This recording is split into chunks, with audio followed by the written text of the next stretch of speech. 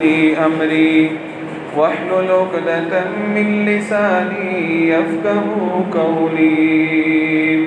وقال الله تعالى في القرآن المجيد والفرقان الحميد: ومن أظلم ممن افترى على الله كذبا. وقال الله تعالى في مقام آخر: وقل رب أعوذ بك من همزات الشياطين وأعوذ بك رب أن يحضرون. وقل رب زدني علما وقل رب زدني علما. ہمہ قسم کی حمد و ثنا کی بریائی بڑائی عبادت اللہ وحدہ لا شریک کے لیے خاص ہے۔ درود و سلام ہوں آقا دو جہاں امام اعظم شاف محشر محمد مصطفیٰ صلی اللہ علیہ وسلم کی ذات اقدس پر، جن کو اللہ تبارک و تعالی نے انسانیت کی رشد و ہدایت کے لیے، ساری جہانوں کے لیے آخری پیغمبر بنا کر، رحمت للعالمین بنا کر دنیا میں مبعوث فرمایا۔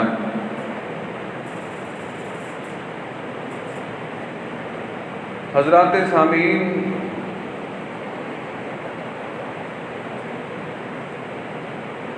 دین اسلام اللہ تعالیٰ کا بڑا ہی پاکیزہ، کھرا اور سچا دین ہے،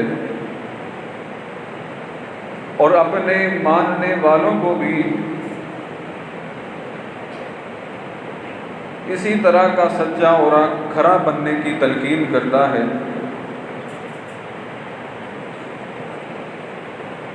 کہ لوگوں، سچائی کو اختیار کرو۔ سچائی دین کے معاملے میں ہو، سچائی تمہارے معاشرتی معاملات میں ہو، تجارتی معاملات میں کیوں نہ ہو، آپس کے معاملات میں کیوں نہ ہو، ہر قسم کے معاملے میں جو شخص سچائی کو اختیار کرتا ہے، وہی شخص اپنے ایمان کے اندر کامل ہے۔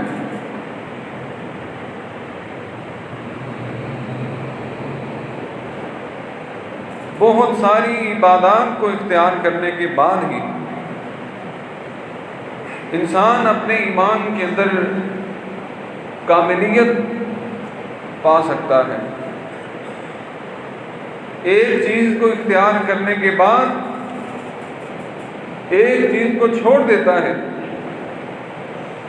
یا دو چار چیزوں کو اختیار کر لیتا ہے، ایک دو چیزوں کو چھوڑ دیتا ہے، تو ایمان پھر بھی اس کا کامل نہیں ہوتا۔ حضور اکرم صلی اللہ علیہ وسلم سے جب یہ بات پوچھی گئی کہ اللہ کے حبیب صلی اللہ علیہ وسلم، آپ یہ بتلائیں، کیا مومن بزدل ہو سکتا ہے؟ تو حضور اکرم صلی اللہ علیہ وسلم نے فرمایا کہ ہاں، مومن بزدل ہو سکتا ہے۔ پھر پوچھا کیا مومن بخیل ہو سکتا ہے؟ کہا کہ ہاں، مومن بخیل ہو سکتا ہے۔ کبھی کبھار اس کے دل میں مال خرچ نہ کرنے کی بخیلی پن زیادہ ہو سکتا ہے، لیکن وہ مومن ضرور ہے۔ پھر پوچھا گیا اے اللہ کے رسول صلی اللہ علیہ وسلم، کیا مومن جھوٹا ہو سکتا ہے؟ لا واللہ، اللہ کی قسم، نبی علیہ السلام نے فرمایا کہ مومن جھوٹا نہیں ہو سکتا۔ مومن کے اندر بخیلی آ سکتی ہے، مومن بزدل ہو سکتا ہے، عبادات کے اندر کبھی کبھار ہو سکتی ہے، لیکن مومن ہمیشہ کے لیے جھوٹا ہو، یا تو وہ جھوٹا ہے یا وہ مومن نہیں ہے۔ اور اللہ نے اپنے بندوں کی بڑی صفات بیان کی ہیں، ان صفات کے اندر اللہ نے سچائی کو بھی بیان کیا ہے۔ ان المسلمین والمسلمات والمؤمنین والمؤمنات والقانتین والقانتات والصادقین والصادقات والصائمین والصائمات، کہ مسلمان مرد اور عورتیں، فرما بردار مرد اور عورتیں، روزہ رکھنے والی مرد اور عورتیں، سچائی اختیار کرنے والے مرد اور عورتیں، اعد اللہ لہم اجرا عظیما، اللہ نے ان لوگوں کے لیے بڑا ہی اجر عظیم تیار کر رکھا۔ آج میں گفتگو جو کروں گا وہ ایک خاص واقعے کے پیش نظر ہے کہ کل 1 اپریل گزرا ہے، اور 1 اپریل کو عالمی سطح پر جو غیر مسلم لوگ ہیں وہ مذاق کے طور پر اس دن کو اپریل فول کے نام سے دیتے ہوئے مناتے ہیں، اور اس اپریل فول کو مناتے ہوئے نہ جانے کتنے لوگوں کا نقصان بھی ہو جاتا ہے۔ یہ کوئی کتابوں کی حد تک کوئی بات نہیں ہے، بلکہ حقیقت پر مبنی ایسے واقعات ہیں جو نہ انجانے میں مسلمانوں نے ہی اس اپریل فول کو مناتے ہوئے بے گناہ لوگوں کی جانوں کو لے لیا۔ جب کسی سے ایسا جھوٹ بولا اور اس جھوٹ کو دوسرا آدمی برداشت نہ کر سکا، کمزور دل انسان اپنی جان دھو بیٹھا، اپنی جان گوا بیٹھا، تو بعد میں مذاق کرنے والے نے کہا آج تو میں نے مذاق کیا تھا اس کے ساتھ۔ کیا اسلام اس بات کی اجازت دیتا ہے؟ کیا قرآن اور حدیث مذاق میں جھوٹ بولنے کی اجازت دیتا ہے؟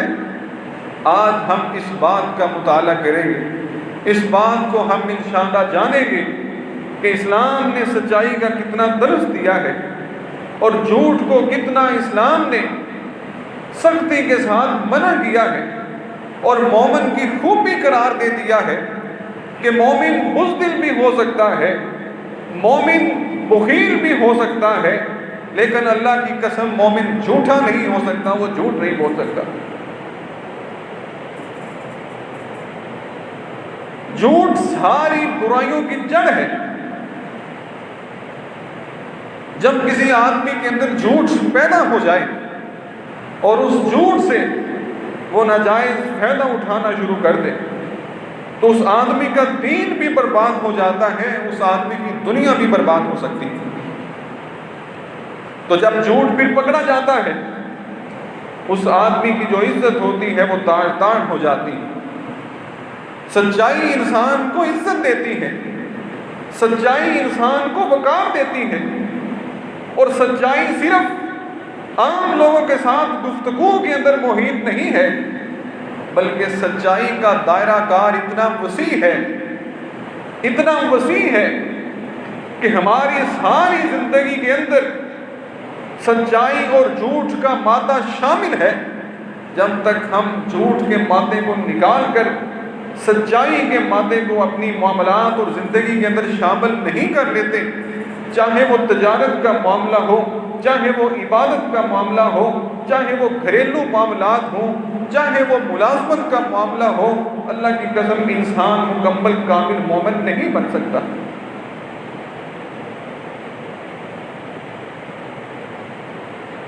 سب سے بڑا جھوٹ کیا ہے؟ سب سے بڑا جھوٹ اللہ تعالیٰ پر جھوٹ بولنا ہے۔ اللہ نے واضح طور پر قرآن میں ایک نہیں کئی مقامات پر یہ بات کہی ہے، وَمَنْ أَظْلَمُ مِمَّنِ افْتَرَىٰ عَلَى اللَّهِ كَذِبًا، اس سے بڑا ظالم کون ہو سکتا ہے جو اللہ تعالیٰ پر جھوٹ باندھے؟ یعنی سب سے بڑا ظالم وہ ہے جو اللہ تعالیٰ پر ایسی بات باندھتا ہے جو اللہ تعالیٰ کے اندر نہیں ہے، تو وہ آدمی سب سے بڑا ظالم ہے۔ اور اللہ نے سب سے بڑا ظالم عیسائیوں اور یہودیوں کو قرار دے دیا ہے، جنہوں نے اللہ پر جھوٹ یہ باندھا کہ عیسیٰ علیہ السلام اللہ کے بیٹے ہیں، یہودیوں نے یہ جھوٹ باندھا کہ عزیر علیہ السلام اللہ تعالیٰ کے بیٹے ہیں۔ اللہ نے کہا کہ وَمَنْ أَظْلَمُ مِمَّنِ افْتَرَىٰ عَلَى اللَّهِ كَذِبًا، اللہ اس سے بڑا ظالم کون ہو سکتا ہے جو اللہ تعالیٰ پر جھوٹ باندھے یا اللہ تعالیٰ کے متعلق ایسی بات کہے جو اللہ تعالیٰ نے نہ کہی ہو، یہ بھی اللہ تعالیٰ پر جھوٹ باندھنا ہے۔ اور اس سے کم درجے کا جھوٹ حضرت محمد مصطفیٰ صلی اللہ علیہ وسلم پر جھوٹ باندھنا ہے۔ نبی علیہ السلام نے فرمایا کہ لوگوں، مجھ پر جھوٹ باندھنا کسی عام انسان پر جھوٹ باندھنے کی طرح نہیں ہے۔ یاد رکھو، جس نے کسی نے مجھ پر جھوٹ باندھا، اس آدمی نے اپنا ٹھکانہ جہنم کے اندر بنا لیا۔ عام انسان کے ساتھ جھوٹ باندھنا گناہ ہے، لیکن حضور اکرم صلی اللہ علیہ وسلم کے ساتھ جھوٹ باندھنا، اللہ کے رسول کے بارے میں ایسی بات پھیلانا، اللہ کے رسول صلی اللہ علیہ وسلم کے بارے میں کوئی ایسی حدیث پھیلانا جو آپ نے نہ کہی ہو، تو رسول اللہ صلی اللہ علیہ وسلم نے فرمایا کہ یہ عام بات نہیں ہے۔ اس آدمی نے اپنا ٹھکانہ جہنم کے اندر بنا لیا جس نے مجھ محمد صلی اللہ علیہ وسلم پر جھوٹ باندھا۔ اور کتنے ہی لوگ نہ جانے اللہ کے رسول صلی اللہ علیہ وسلم کی طرف ایسی باتیں منسوب کر دیتے ہیں جو نبی علیہ الصلوۃ والسلام کے ساتھ خاص صحابت نہیں ہوتی، اور بڑے دھڑلے کے ساتھ ایسی باتوں کو شیئر کرتے رہتے ہیں۔ یہ ایک طرح کا رسول اللہ صلی اللہ علیہ وسلم پر جھوٹ باندھنے کی طرح کی۔ اللہ تعالیٰ نے قرآن مجید کے اندر ارشاد فرمایا، یا ایھا الذین آمنوا اتقوا اللہ وقولوا قولا سدیدا، اے ایمان والو، اللہ سے ڈر جاؤ اور سچائی کو اختیار کرو، وقولوا قولا سدیدا، اور سیدھی سیدھی صاف ستھری بات کر دیا کرو، یصلح لکم اعمالکم، اللہ تمہارے اعمال کو درست کر دے گا، ویغفر لکم ذنوبکم، تمہارے گناہوں کو معاف کر دے گا۔ یعنی ایک سچائی کو اختیار کرنے پر اللہ نے کتنا انعام دیا ہے۔ یصلح لکم اعمالکم، تمہارے اعمال کو اللہ درست کر دے گا، ویغفر لکم ذنوبکم، اور اللہ تبارک و تعالیٰ تمہارے گناہوں کو بھی معاف کر ڈالے گا۔ تم دن رات گناہوں کی معافی مانگتے ہو اللہ سے، اللہ تعالیٰ نے ادھر معافی کا پروانہ کھول دیا ہے کہ سچائی کو اختیار کرو ہر معاملے کے اندر، خاص طور پر تجارت کرنے والے لوگ جن کا پیشہ تجارت کے ساتھ وابستہ ہے، اور وہ پیشہ اتنا حساس پیشہ ہے کہ آج اگر انسان وہی کامیاب ہے تجارت کے اندر جو جتنا جھوٹ بولتا ہے، جو جتنا مارکیٹ کے اندر جھوٹے طریقے کے ساتھ، ملاوٹ کے ساتھ اپنے آپ کو مارکیٹ میں لے کے آتا ہے، وہی انسان سب سے آگے ہے۔ اور جو شخص جس قدر سچائی کو اختیار کرتا ہے، اگرچہ اللہ اس کے معاملات کو درست کر دیتا ہے، اگرچہ اللہ تعالیٰ اس کی روزی روٹی کو پوری کر دیتا ہے، لیکن دنیا کے معاملات میں ہو سکتا ہے وہ آگے نہ جا سکے، لیکن یہی آدمی دنیا کے اندر بھی کامیاب ہے، آخرت کے اندر بھی کامیاب ہے۔ اللہ کے رسول صلی اللہ علیہ وسلم ایک دفعہ مسجد نبوی سے باہر نکلے، سیدھے مارکیٹ کے اندر چلے گئے، تو نبی علیہ السلام نے دیکھا کہ مارکیٹ بڑے زور و شور کے ساتھ لوگ خرید رہے ہیں اور لوگ بیچ رہے ہیں، بڑا رش ہے۔ نبی علیہ الصلوۃ والسلام نے پکارا، آپ نے کہا، یا معاشر التجار ان یوم القیامت یبعثون، اے تجارت کرنے والے لوگوں، اے تاجروں، میرا اعلان سن لو، قیامت والے دن تم اٹھائے جاؤ گے اس حالت کے اندر کہ تمہارے ساتھ گناہ ہوگا، تم اللہ کی نافرمانی کے ساتھ اٹھائے جاؤ گے، لیکن 3 چیزیں ایسی ہیں کہ جو اللہ تعالیٰ کے غضب سے تمہیں بچا سکیں گی، 3 باتیں ایسی ہیں جو اللہ تعالیٰ سے تمہیں اس دن بچا سکیں گی۔ ہر تاجر چاہے چھوٹی تجارت کرتا ہے چاہے بڑی تجارت کرتا ہے، قیامت والے دن گناہگار اٹھے گا، لیکن اس کے ساتھ 3 چیزیں اگر ہوئی تو قیامت والے دن وہ بچ جائے گا، اگر 3 چیزیں اس کے ساتھ نہ ہوئی تو قیامت والے دن اس کا بچنا مشکل ہو جائے گا۔ پہلی چیز، الا من اتق اللہ، اگر اللہ کا ڈر اور خوف دنیا کے اندر ہوا اللہ سے ڈرتے ہوئے تجارت کی تو قیامت والے دن یہ اللہ کا ڈر اور خوف تمہیں شاید اللہ تعالیٰ سے بچا سکے۔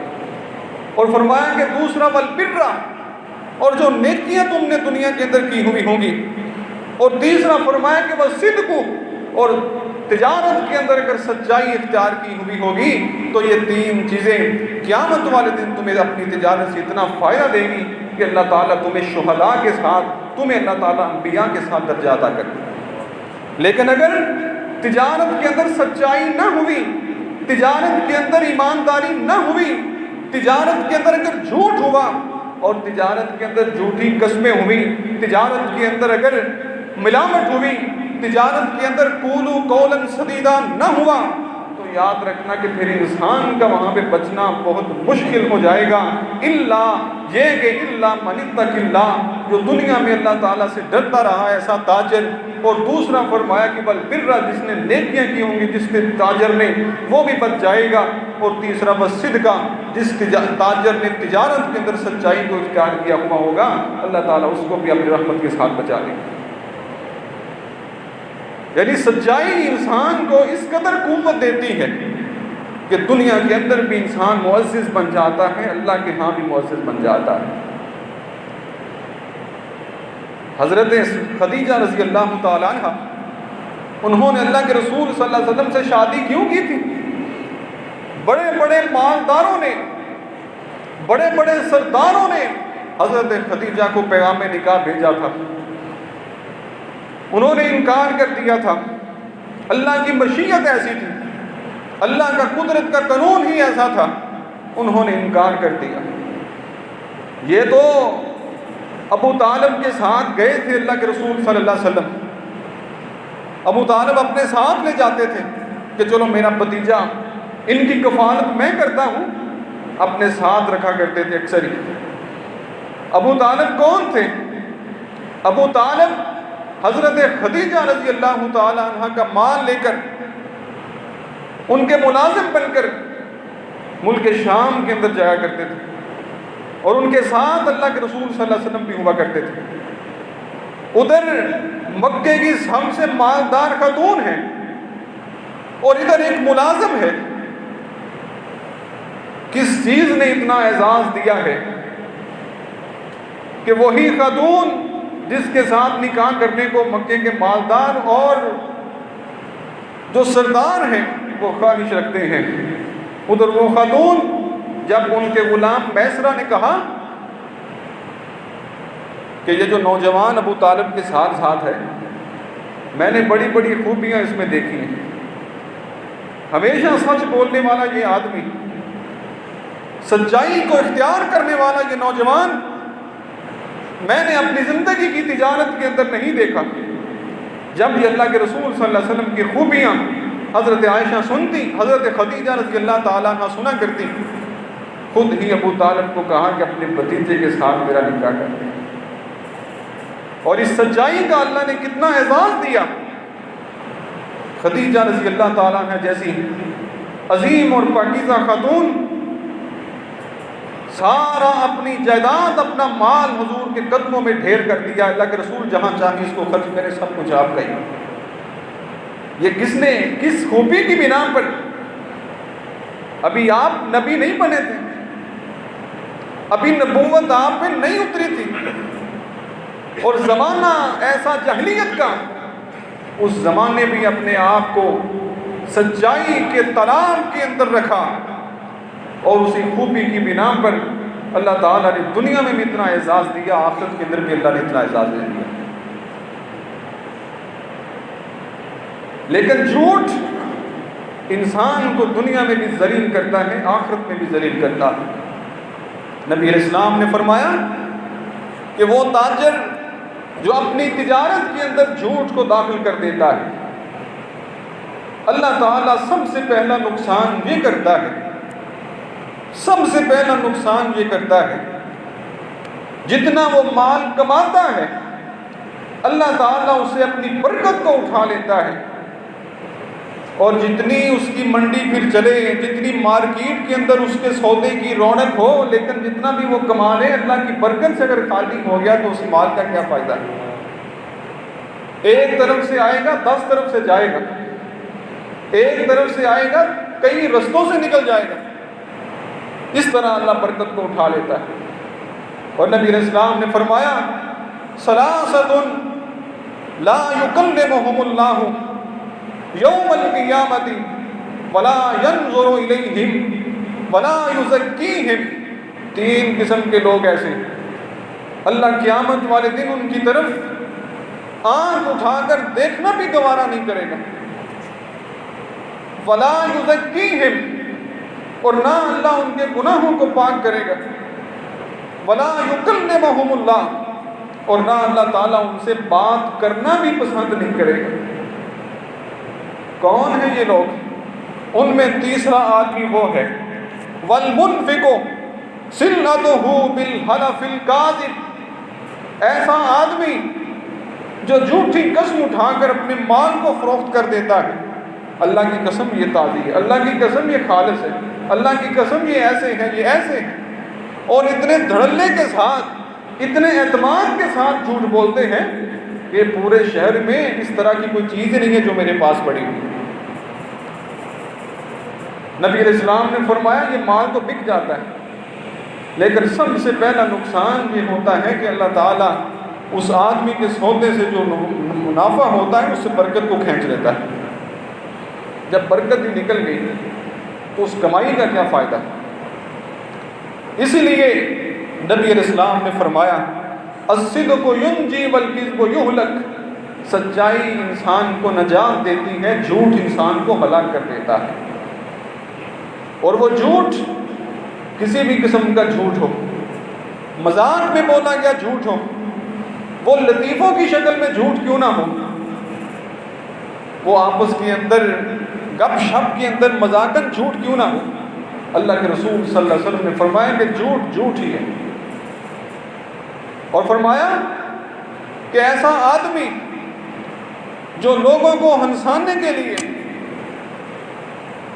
جھوٹی بات کرتا ہے مذاق کے طور پر، رسول اللہ صلی اللہ علیہ وسلم نے فرمایا وَوَيْلٌ لَهُ وَوَيْلٌ لَهُ وَوَيْلٌ لَهُ، 3 مرتبہ فرمایا کہ اس آدمی کے لیے ہلاکت ہے جو کسی کو ہنسانے کے لیے جھوٹی بات کہہ دیتا ہے۔ اور آج میڈیا میں بڑے بڑے پروگرام ہی لوگوں کو ہنسانے کے لیے منعقد کیے جاتے ہیں، جن کا نام ہی یہی ہے کہ لوگوں کو ہنسانا اور جھوٹی باتیں کہہ کر اس طرح ہنسانا کہ اس بات کے اندر حقیقت نہ ہو۔ فرمایا کہ اس آدمی کے لیے ہلاکت ہے، ہلاکت ہے، ہلاکت ہے۔ ہاں سچی بات اگر اس کے اندر مزاحیہ پن ہو تو اس کے اندر کوئی حرج والی بات نہیں، جیسے رسول اللہ صلی اللہ علیہ وسلم بھی سچی باتوں کے اندر مزاح کر لیا کرتے تھے۔ ایک دفعہ ایک عورت آئی، بڑھیا عورت، ہاتھ میں لاٹھی ٹیکے ہوئے، کہتی اللہ کے رسول اللہ سے دعا کر دیں اللہ مجھے جنت میں جگہ دے دیں۔ نبی علیہ الصلوۃ والسلام نے فرمایا اللہ بوڑھوں کو جنت میں داخل نہیں کرے گا۔ اب وہ بڑھیا عورت وہ پریشان ہو گئی، کہا کہ اللہ کے رسول آپ اللہ سے دعا کر دیں اللہ مجھے جنت کے اندر داخل کر دیں۔ نبی علیہ السلام نے پھر فرمایا اللہ بوڑھوں کو جنت میں داخل نہیں کرے۔ وہ عورت پریشان ہو، آپ مسکرا دیے اور کہا کہ اے بڑھیا اللہ سب کو جنت میں جوان بنا کر ہی داخل کرے گا۔ یعنی حقیقت تھی اس بات کے اندر اور مزاحیہ پن بھی تھا، تو اس کے اندر کوئی حرج والی بات نہیں ہے۔ اور جو شادی بیاہ کے موقع پر بھانڈ اور میراثی جھوٹ بول کر لوگوں کو ہنساتے ہیں، یا ٹی وی شو پہ بیٹھ کر لوگوں کو جھوٹی باتیں بتا کر ہنسایا جاتا ہے، اللہ کے رسول نے فرمایا کہ وَوَيْلٌ لَهُ وَوَيْلٌ لَهُ وَوَيْلٌ لَهُ، اس آدمی کے لیے ہلاکت ہے، ہلاکت ہے، ہلاکت ہے۔ ایک مومن کا کیا کام ہے اس کی زندگی میں جھوٹ داخل ہو جائے؟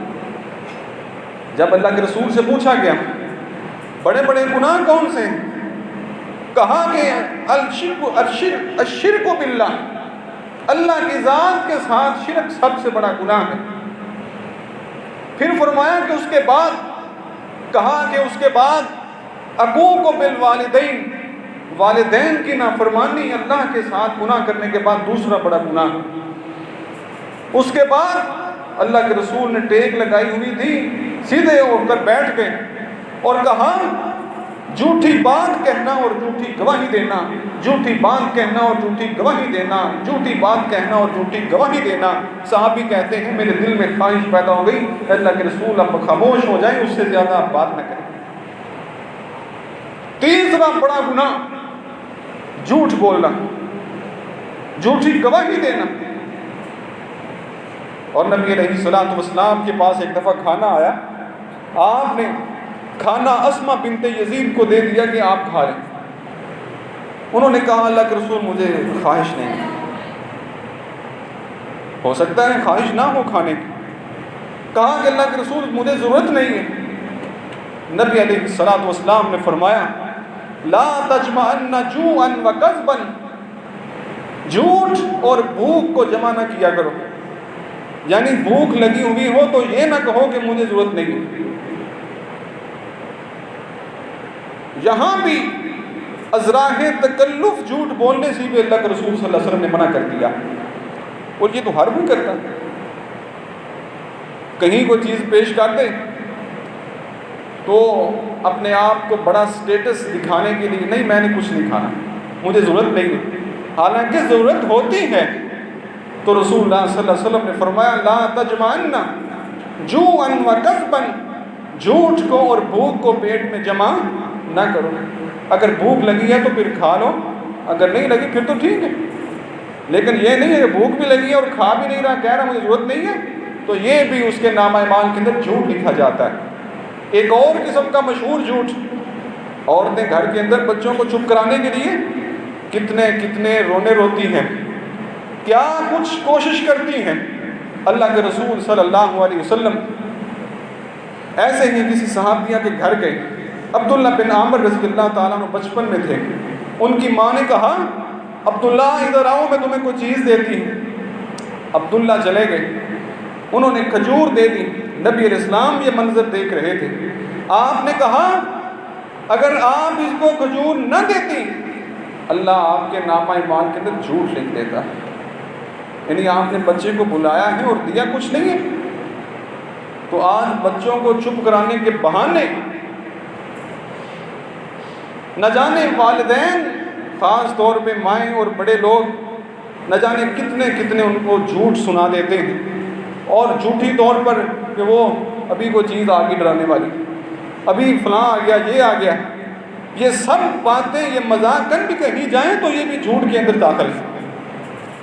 اللہ کے رسول صلی اللہ علیہ وسلم نے عملی طور پر اس چیز سے منع کر دیا، اور اپنی صحابیہ سے کہا اگر تو اس کو کوئی چیز نہ دیتی تو بلایا ہے تو تیرے نامہ اعمال کے اندر یہ بھی جھوٹ لکھا جاتا ہے۔ اور ایک اور جھوٹ نبی علیہ السلام نے فرمایا کفا بالمرء کاذبا ان یحدث بکل ما سمع، انسان کے لیے جھوٹا ہونے کے یہی کافی ہے کہ ہر سنی سنائی بات کو آگے پھیلاتا پھرے، ادھر سے سنی ادھر کرتی، ادھر سے سنی ادھر کرتی۔ ہاں بات اگر سچی ہو تو اس میں کوئی حرج نہیں ہے، لیکن ایک بات کی حقیقت کا علم نہیں ہے اور پھر اس بات کو پھیلانا، نبی علیہ السلام نے فرمایا اس آدمی کے جھوٹا ہونے کے لیے کافی۔ سچائی انسان کو نجات دیتی ہے۔ صحیح البخاری کے اندر ایک بڑا واقعہ موجود ہے، غزوہ تبوک کے موقع پر اللہ کے رسول نے اعلان کیا کہ چلو جہاد کے لیے نکلو، سب صحابہ تیار ہو گئے، اور بڑا گرمی کا موسم تھا، پھل بالکل تیار ہو چکے تھے، توڑنے کا موسم تھا، سب صحابہ تیار ہو گئے، 3 صحابہ نہیں گئے۔ وہ کون تھے؟ حضرت کعب بن مالک رضی اللہ تعالیٰ عنہ، مرارہ بن ربیعہ، حلال بن امیہ، یہ 3 صحابہ، ان کے باغ سب سے زیادہ تھے مدینے کے اندر، پھل بالکل تیار تھے، یہ نہیں گئے، بہانہ کر لیا۔ بہانہ یہ کیا کہ ہم بعد میں ساتھ پہنچ جائیں گے۔ سب لشکر چلا گیا، اللہ کے رسول چلے گئے، اتنی مشکلات کے دن تھے، اور اس موقع پر غزوہ تبوک میں حضرت عثمان نے اکیلے نے 900 گھوڑے اللہ کے رسول صلی اللہ علیہ وسلم کے سامنے رکھے، اتنے سونے چاندی کے ڈھیر لگا دیے، اور اس وقت اللہ کے رسول نے حضرت عثمان کو بشارت دی تھی ما ضر عثمان ما عمل بعد اليوم، اے عثمان آج کے بعد کچھ بھی نہ کریں، یہی تیرے لیے کافی۔ وہ مشکلات کے دن تھے، قحط سالی تھی۔ اب یہ 3 صحابہ نے بہانے کیے اور نہ گئے۔ اب یہ سوچنے لگ گئے کہ ہم اللہ کے رسول کو کیا کہیں جب واپس آئیں گے۔ صرف مدینے کے اندر منافق تھے جو ساتھ نہیں گئے۔ یہ 3 صحابہ تھے، یا وہ معذور لوگ تھے جن پر جہاد فرض نہیں تھا، یا عورتیں تھیں، باقی سب کے سب اللہ کے رسول کے ساتھ چلے گئے۔ اب یہ بہانے سوچ رہے ہیں تینوں بیٹھ کر کہ ہم اللہ کے رسول کو کیا کہیں۔ نبی اسلام اتنے میں واپس پلٹ آتے ہیں، واپس آ گئے۔ ایک ایک منافق مسجد نبوی میں جا کر اپنی وضاحت پیش کر رہا ہے کہ میرے ساتھ یہ معاملہ تھا، میرے ساتھ یہ معاملہ تھا، جھوٹی باتیں کر رہے ہیں۔ اللہ کے رسول صلی اللہ علیہ وسلم نے ان کے ظاہر کو دیکھ کر کہا کہ تمہارے باطن کا معاملہ اللہ کے سپرد کرتا ہوں، اگر واقعتاً یہی ہے تو ٹھیک ہے، اگر تم جھوٹی بات کر رہے ہو تو پھر اللہ پوچھے گا تمہیں۔ اللہ نے ان 80 منافقوں کے بارے میں قرآن کی آیت اتاری کہ یہ وہ لوگ ہیں جن کو اللہ تعالیٰ نے دنیا میں بھی رسوا کر دیا ہے، آخرت کے اندر بھی اللہ نے رسوا کر دیا ہے۔ اب ان 3 صحابہ کی باری آئی جو مومن تھے لیکن اپنی کمزوری کی بنا پر ساتھ نہ جا سکے۔ سب سے پہلے کعب بن مالک آگے آئے۔ اللہ کے رسول نے پوچھا کیوں نہیں آئے، آپ ساتھ کیوں نہیں گئے؟ انہوں نے کہا اللہ کے رسول صلی اللہ علیہ وسلم اگر میں بہانہ کروں تو میں بچ بھی سکتا ہوں، اگر آپ کے علاوہ کوئی اور کمانڈر ہوتا، کوئی اور شخص ہوتا تو میں ایسی ایسی باتیں بتاتا کہ وہ مان جاتا اور میں بچ جاتا، لیکن اللہ کے رسول آپ تو اللہ کے نبی ہیں، میں کوئی بہانہ بھی کروں گا تو اللہ وحی کے ذریعے آپ کو مطلع کر دے گا، میں سچ بتاتا ہوں آپ کو۔ اے اللہ کے رسول باغ پکا ہوا تھا، بس میں ایسے دیر کرتا رہا اور نہ جا سکا، اتنے میں لشکر دور چلا گیا اور میں افسردہ ہو گیا، یہی بات ہے۔ کہا کہ تمہارے ساتھ اور کون ہیں؟ کہا کہ 2 صحابی اور ہیں، حلال بن امیہ، زرارہ بن امیہ۔ کہا کہ جاؤ تم نے آپس کے اندر بات نہیں کرنی، اور صحابہ سے بھی کہہ دیا کہ کوئی بھی مدینے کا شخص ان تینوں کے ساتھ کلام نہیں کرے گا۔ ہر کسی نے سوشل بائیکاٹ کر دیا۔ اب یہ تینوں صحابہ 40 دن اذیت ناک زندگی گزاری، کوئی ان سے بات نہ کرتا۔ کعب بن مالک کہتے ہیں کہ میرے دوسرے ساتھی تو گھر کے اندر بیٹھ گئے، لیکن میں کبھی کبھار مسجد میں جا کر نماز پڑھتا، اللہ کے رسول کے قریب جان بوجھ کے کھڑا ہو جاتا کہ شاید کہ اللہ کے رسول مجھے معاف کر دے۔ میں دیکھتا بھی رہتا، اللہ کے رسول مجھے دیکھتے رہتے۔ جب میں اپنی نگاہیں نبی علیہ السلام کے چہرے پر کرتا، اللہ کے رسول اپنی نگاہوں کو نیچے کر لیتے اور میں چپ چاپ واپس گھر پلٹ آتا۔ میں مارکیٹ میں جاتا تو وہاں میں لوگوں کو بلاتا، کوئی میرے ساتھ بات نہ کرتا، کیونکہ اللہ کے رسول نے منع کیا ہوا تھا کہ ان کے ساتھ کسی نے بات نہیں کرنی۔ اب زمین وسیع ہونے کے باوجود بھی ہم پر تنگ ہو گئی، باغ اتنا وسیع ہونے کے باوجود بھی ہم پہ تنگ ہو گیا۔ 40 دن ہم نے ایسے گزارے، کوئی ہمارے ساتھ بات کرنے کے لیے تیار نہیں تھا۔ پھر جب 40 دن ہو گئے، نبی علیہ السلام نے پیغام بھیجا کہ آج کے بعد تم نے اپنی بیویوں سے بھی کوئی بات نہیں کرنی۔ کعب بن مالک نے اپنی بیوی سے کہا کہ جاؤ اپنے میکے چلی جاؤ۔ اب یہ اکیلے ہو گئے، کوئی ان کے ساتھ نہیں تھا۔ 50 دن جب ہو گئے اور 50ویں دن کہتے میں اپنی چھت کے اوپر نماز پڑھ رہا تھا، اچانک ایک مسلمان نے آواز دی، یا کعب ابشر، اے کعب تجھے خوشخبری ہو، اللہ نے تیری توبہ کو قبول کر لیا ہے، اس وجہ سے کہ تو نے اللہ کے رسول کے سامنے جا کے سچ بولا تھا، آج 50 دن گزرنے کے بعد اللہ نے تیری توبہ کو قبول کر لیا ہے۔ سارے صحابہ بھی اتنے خوش۔ ایک صحابی گھوڑے پر دوڑا اللہ سیدھے کعب کے گھر آیا، کعب کو مبارکباد دی، گلے لگایا۔ کس وجہ سے گلے لگا رہے ہیں؟ اسی وجہ سے کہ اللہ نے ان کی توبہ کو قبول کر لیا، اور توبہ کو قبول اس لیے کیا ہے انہوں نے سچائی کو اختیار کیا تھا۔ منافقوں کی طرح جھوٹے بہانے بنا کر اپنے آپ کو دنیا میں بچا نہیں لیا۔ جب اللہ کے رسول کے پاس آئے، نبی علیہ السلام نے فرمایا، اے کعب جس دن سے تو پیدا ہوا ہے اس دن سے لے کر آج تک سب سے بہترین دن تیرے لیے آج کا دن ہے، اللہ نے تیری توبہ کو قبول کر لیا۔ اور جب وہ اتنے خوش ہوئے اور کہا کہ اللہ کے رسول صلی اللہ علیہ وسلم میں اپنا سارا کا سارا مال باغ میں آپ کو دے دیتا ہوں، آپ کو ہبہ کر دیتا ہوں، جہاں چاہیں آپ خرچ کریں۔ نبی علیہ السلام نے فرمایا کہ کعب تھوڑا سا اپنے لیے بھی رکھ دے، یہ بہتر ہے، اپنے آپ کو خالی نہ کر۔ کہا کہ اللہ کے رسول میں سارا آپ کو دے دیتا ہوں۔ پھر اللہ کے رسول نے تھوڑا سا ان کو دے دیا، باقی سارا، یعنی وہ اتنے خوش ہو گئے اللہ نے ہماری توبہ کو قبول کر لیا ہے۔ آج کاش انسان کے اندر بھی یہ چیز اس کے دل میں پیدا ہو جائے کہ توبہ کتنا بڑا انعام ہے، اور سچائی کتنی اللہ تعالیٰ کی نعمت ہے، اور جھوٹ کتنی رسوائی کی بات ہے، تو انسان کی زندگیوں میں برکتیں آ سکتی ہیں۔